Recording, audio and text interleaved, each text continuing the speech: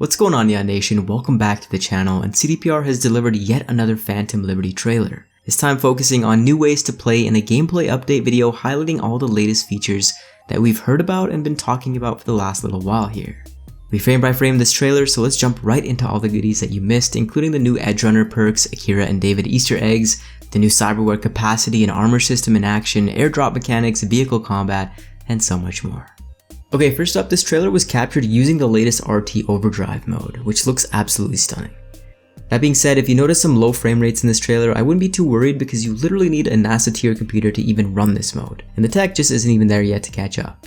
Regardless, we have this opening segment of Dogtown, with what looks like an abandoned mall or greenhouse that we've likely seen in the prior teaser trailer. New Megacorps and their branding or graffiti can be seen on the far building, which is a new corp called Torox. Not really sure if this is a new perk or just gameplay tweaks or mechanic improvements, but normally when you crash your bike into a wall, you go flying with your arms extended, landing on all fours and taking damage. But it does seem like you can get a bit more creative now, flying all over the place with new perks in Cyberware and tweaks to the physics that let you jump right into combat. As we get some height here, we can not only see the sheer verticality of Dogtown, but also the Bargus bullying the people of Dogtown, in a similar way to random gang encounters that already exist throughout the city. Their graffitied nomad cars can be seen off to the right, which again, we've seen before. We get our first look at the weapon airdrop, something exclusive to Dogtown.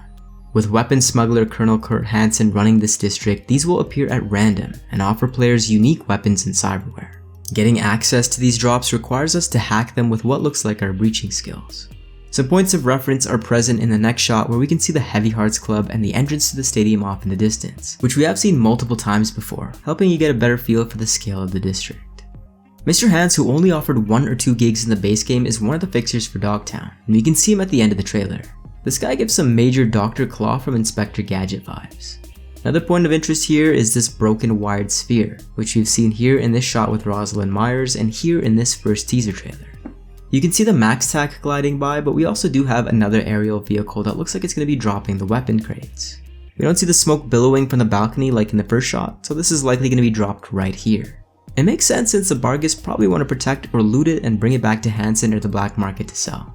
In the next shot, it does look like it could also be just a guided weapon crate with some thrusters, since it does appear to be pretty small. I was a bit worried initially that the Bargus would only have a few designs, but it does look like they have Netrunner and Techie archetype characters as well, with this character who looks like he has a toaster oven as a face. Really digging the look of this guy as well. We move to a shot of the entrance to the arena, which is reinforced with watchtowers here. I'm sure this statue has some sort of significance, and there's a similar one in this screenshot, both which look very similar to statues of Atlas. This gives the district a bit of flavor and environmental storytelling, which helps establish Dogtown's identity. We see Chappie here in the black market, as well as this woman vendor who we see in the Dogtown walkthrough. Familiar weapons are shown off, as is a Militech helmet, but there does seem to be a Kang Tao exoskeleton available here. CDPR has added over 100 items to the game, so hopefully these eye augmentations seen here in the front and the more Maelstrom-esque ones in the back are available, and not only change how your character looks, but add unique gameplay elements to the mix. The devs have mentioned that Cyberware will be more visually present, so this looks promising. Maelstrom-like back pieces are also seen amongst the vendor offerings. Big fan of this unique LED suit that this Maelstrom vendor has, and we have seen this again in the black market walkthrough. Some new illegal Dogtown specific weapons are shown, with Order a Maelstrom tech shotgun, Grit a Bargus handgun, Warden a Bargus SMG that we have seen in the gameplay already, a new sniper called the Osprey, which has the best design in my humble opinion, a new special type of weapon called the Hercules, which looks like it has a poison effect or spray, and the Resetsu, a new tsunami sniper that we can see in the new frame as well, which happens to be a smart sniper judging by the scope and the antenna. Another point of interest in this shot is the Tree of the Lost, which we've seen from different vantage points. The thermal katana is back into the rotation as well, after being oddly absent from the base game. Agent Victor Doppelganger Ripperdog Boy and his assistant can be seen here, and based on some hands-on impressions, this looks in line with a gig mentioning a doctor who kidnaps and experiments on people for the thrill of it. The bloodstains just further reinforce this. New Cyberware animations will have you seated in the chair, choosing from a menu like normal, and then getting up in pain and walking off, and a snippet of this is shown here with this redesigned Cyberware system. Really enjoy the cleaner look to the menu here, and we can see our armor system on the right hand side, and the Cyberware capacity system on the left hand side. I assume your cap here is 237 before you start experiencing debuffs, and every piece of cyberware has a numerical value associated with it for both your armor and your tolerance. Interesting point here is that optics are now face, meaning that you can swap out your Kuroshis for the augment that allows you to change your look to bypass cops and the Barghest. There are also 2 slots for your hands versus the 1 currently in the base game. Again, the design here is a nice visual boost, and you can see just how your cybernetics integrate with your body. Neon rims are already a feature in Cyberpunk 2077 in case you didn't know, but these wheels offer a happy in-between with the glowing branding of Asteria. The trailer shows the follow-through with the hammer, the new dash mechanic with the Barghest shotgun, as well as one of my favorite parts right now where you throw a wrench or hatchet at this Barghest heavy wearing an exoskeleton. It does look like there will be some more throwable weapons other than the knife variations from the base game. The revamped skill trees and perks are shown here with some brand new ones, as well as the tried and true old ones. These have been changed overall to offer more unique ways to play instead of percentage increases, and Body seems to have a ton of new options here. I want to point out the Rebecca skill here as an homage to Edgerunners, potentially allowing you to dual wield, a car combat specific skill, and the Savage Sling skill, which we can see later in the trailer, which I personally vote to rename the Choom Chucker. Technical ability again has some new ones into the mix, and feature both a David Martinez reference and an Akira reference.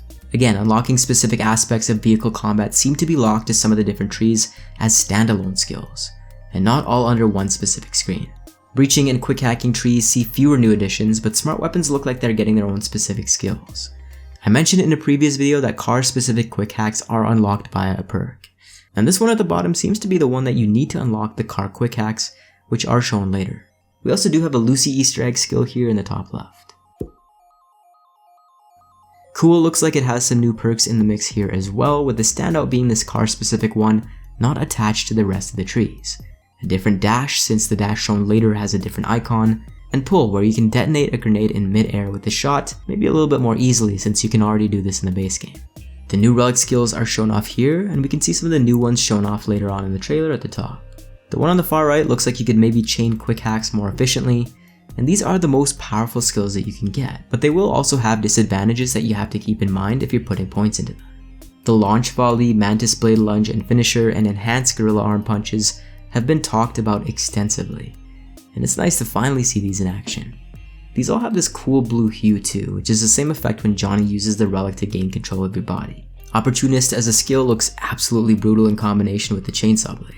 Air dashing actually shoots you pretty far, and it does also look like this player is using the vulnerability analysis relic skill, and a smart sniper to guarantee EMP explosions. I've talked a bit more about this in my last news video, so go check that one out for all the updates to the game. New vehicles are shown, including this Makigai Jeep, and I gotta say it, but we need the best firepower on these little Makigais purely for the meme potential. Terrera as well with the laser guided weapon. Vehicle combat and chases are shown off with this Maelstromer hanging out of the side of this van firing away at V, and I do hope these chases feel a bit more fast paced than what we had in the base game. The on-rails car chase sequences did take me out of the experience, and did look a little bit goofy. Even some of the new DLC gigs have the same pacing. So maybe chases in line with the 2018 demo are too hard to implement, but something in between would be nice. Car combat specific quick hacks are shown off here, which include the self-destruct hack costing 15 units of RAM, and the floor and emergency brake hack each costing 6. At lower wanted levels, gangs and the police will chase you on bikes, with the Tiger Claws chasing you here. This scene shows off what appears to be Grit, the Barghest pistol, and although I think this was meant to show popping tires, a new mechanic for vehicle combat, I'm not sure if the tire actually bursts here or if this is the result of some other destructible element of the bike. Anyways, this dude goes flying and gets clapped. Police overhauls are shown next in combination with the vehicle combat. It looks like NC has increased their funding as they're now using Gatling guns off the front of their heavily armored vehicles. Red LEDs on the side appear to mean that these cops are in pursuit of you, and just based on this driving alone, they seem like they're a lot smarter and will hit you with pit maneuvers like the devs have mentioned. At a wanted 3 or 4 star level, barricades are set up by the police, but you run right through them with this vehicle with mounted turrets. Max TAC will drop in at 5 stars all throughout the open world, and they will have more archetypes. We can see a nimble pistol user here, a heavy weapons user, and a regular rifleman amongst this group. Vehicle combat looks absolutely chaotic, and I love the new destructibility with these pieces of the police cruisers falling off if they take enough damage. You can engage in vehicle combat in first or third person. We also do have a few new images to share, and the news that the 2.0 update is still a bit away and won't be released after the Thursday developer stream, but I'm itching to know what you guys have thought about this new gameplay trailer. Do subscribe if you guys enjoyed the content, and I will see you guys in the next one.